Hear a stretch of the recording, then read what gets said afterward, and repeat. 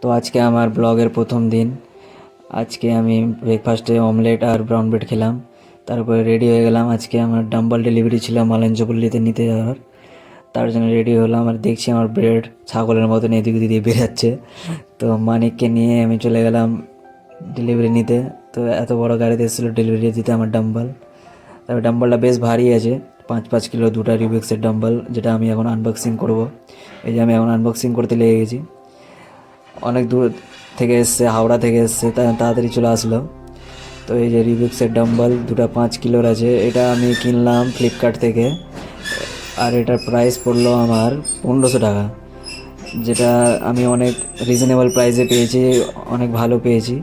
তাই জন্য আমি এটা অর্ডার করলাম, কারণ আমি এখন ডেইলি ওয়ার্কআউট করব, তার জন্য ডাম্বল তো জরুরি আছে, তার জন্য নিয়ে নিলাম।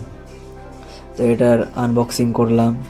আনবক্সিং এত দিয়েছে কি মাথা খারাপ হয়ে যাচ্ছে। বস্তার ভিতরে আবার কার্টুনের ভিতরে ডাম্বল, অনেক ভালো প্যাকেজিং আছে। প্যাকেজিংয়ে একবারে 10/10। আর ডাম্বলটা দেখতেই পাচ্ছ কত ভালো এসছে। ডাম্বলের ওয়েট একদম মনে হয় কি পারফেক্ট আছে, ভালোই ভারী আছে।